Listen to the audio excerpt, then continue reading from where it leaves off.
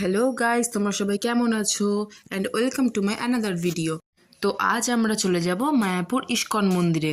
তো তার জন্য আমরা ভোর ভোর উঠে পড়ি আর স্টেশনে চলে আসি শিয়ালদা লোকাল ধরবো বলে।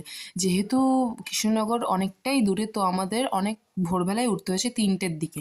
তো এখন বাজে 4:10 আর আমরা এক্ষুনি ধরব শিয়ালদা লোকাল। তো আমরা চলে এসেছি শিয়ালদাতে। তো এখানে এসে ফার্স্টেই আমি ঢুকে পড়েছিলাম একটি জলখাবারের দোকানে। যেহেতু আমরা অনেক ভোরবেলা বেরিয়েছি, তো আমাদের কিছু খিদে পেয়ে গেছে, আমারও খুব জোরে পেয়েছে খিদে। তো এরপরেই আমরা ধরে নিলাম কৃষ্ণনগর লোকাল।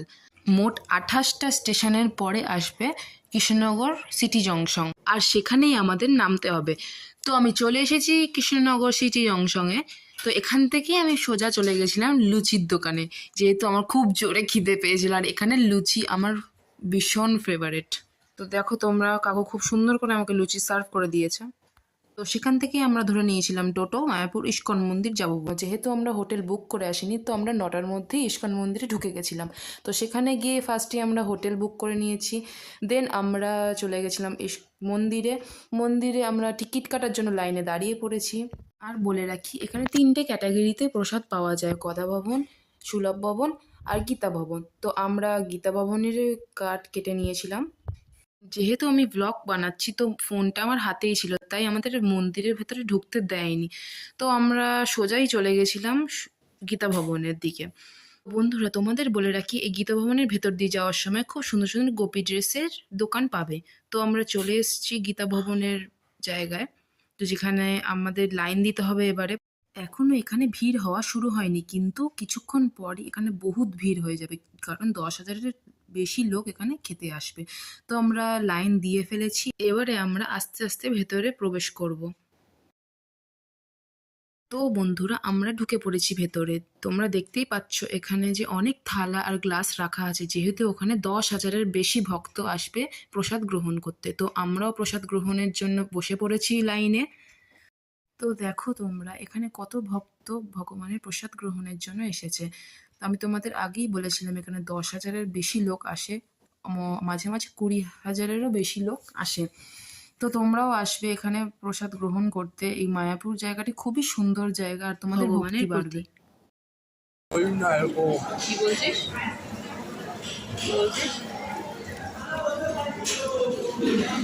তো নেক্সট ডে আমরা চলে গেছিলাম রাজা কৃষ্ণচন্দ্রের বাড়িতে আর কৃষ্ণনগরের বিখ্যাত মাটির পুতুলের সন্ধানে।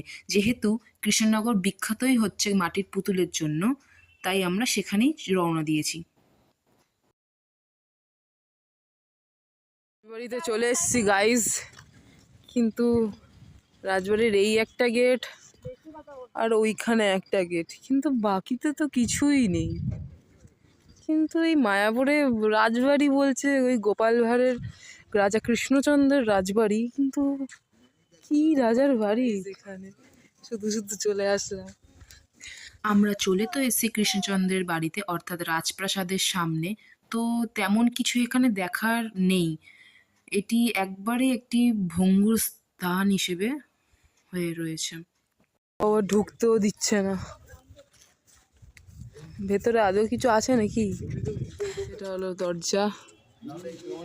আমরা অনেকক্ষণ ধরেই এখানে দাঁড়িয়েছিলাম কিছু দেখার আশায়, বা কেউ দরজা খুলে আসবে বা আমাদের ভেতরে ঢুকতে দেবে, কিন্তু কোনো ফল হলো না।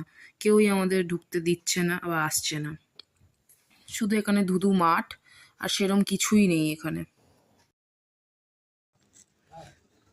এই তোপ দেখে তো আমার মনেই হচ্ছে না যে এটা লড়াই করার তোপ, মনে হচ্ছে কাঠ দিয়ে বানিয়ে রেখে দিয়েছে আর সিমেন্ট দিয়ে, ভেতরে কিছুই নেই, সাজিয়ে রেখেছে, কিছুই নেই।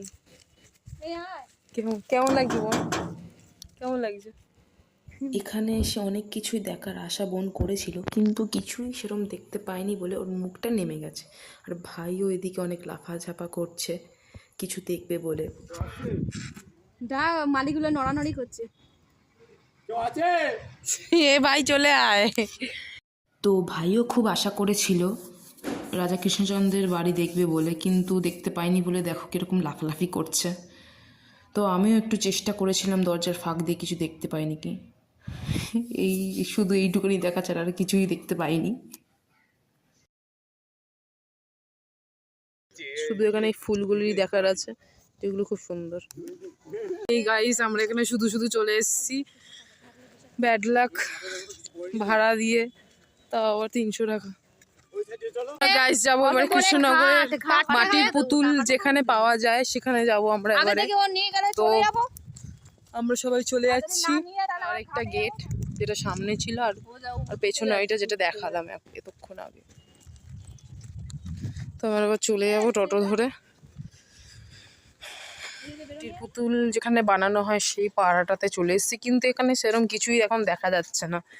তো বন্ধুরা আমরা তো চলে এসছিলাম এই পাড়াটাতে যেখানে মাটির পুতুল বানানো হয়, কিন্তু আমরা সেরকম কিছুই খুঁজে পাইনি বা কোনো দোকান আমরা দেখতে পাইনি পার্টিকুলার। তো একটা কাঠামো রয়েছে, কিছুই নেই। পুতুল বানায় কোন দিকে? এইখানে পাড়াতে। তো অনেকক্ষণ খোঁজাখুঁজির পর আমরা একটা দোকানের সন্ধান পাই, যেটা ছিল ওই পাড়াতেই, যেখানে মাটির পুতুল বানানো হয়। ইস সাওয়াস, আসবো ভেতরে? হ্যাঁ সত্যি ভালো। তো ভেতরে ঢুকেই আমার চোখে পড়ে তাদের বানানো অনেকগুলি মূর্তি, এবং এখনও দেখো তোমরা কারিগররা মূর্তি বানাচ্ছে অলরেডি। এগুলি হলো সম্পূর্ণ মাটির মূর্তি। আর বন্ধুরা সবথেকে প্রিয় বা আমার সবথেকে চোখে লেগেছে যে কাজটি হলো এই রবীন্দ্রনাথের মূর্তিটা হাতে ধরে রাখা, যেটা আমার ভীষণই ভালো লেগেছে। তো আমি এটাকে ক্যাপচার করে নিয়েছি আমার ক্যামেরাতে। আর পুরো পাড়াটা ঘুরে আমার এইটুখানি মনে হলো যে এখানে পার্টিকুলার কেউ মূর্তি বানায় না, এখানে সমস্ত ঘরেই মোটামুটি মূর্তি বানানো হয় বা সবাই করে এই কাজটি। তো এখান থেকেই আমরা সোজা চলে যাই কয়েকটি পুতুলের দোকানে, যেখানে আমরা পুতুল দেখব আর কিনবো বলে, যেহেতু বোন আর মা বায়না করছিল তারা পুতুল কিনবে বা শোপিস সাজাবে ঘরে। তো গাইস আমরা এখানে চলে এসেছিলাম মাটির পুতুলের দোকানে। তো এখানে এসে আমি দেখি যে এখানে ভীষণ সুন্দর সুন্দর মাটির পুতুল রয়েছে। এর মধ্যে রয়েছে হলো গণেশ, তারপরে গিটারের মাটির তৈরি গিটার, তারপর রয়েছে তোমার লোকনাথ বাবাও ছিল, আবার ঢাকি, বড়বো, এছাড়া অনেক ওয়াল হ্যাঙ্গিংও এখানে ছিল, এবং ছিল ভেরিয়াস টাইপ অফ গণেশ মূর্তি, আবার ছিল মা দুর্গার মূর্তি, বুদ্ধদেবের মূর্তি, অনেক কিছুই ছিল। তো সব তো আর ধরে ধরে বলা সম্ভব নয়, তাই তোমরা ভিডিওতেই দেখে নাও।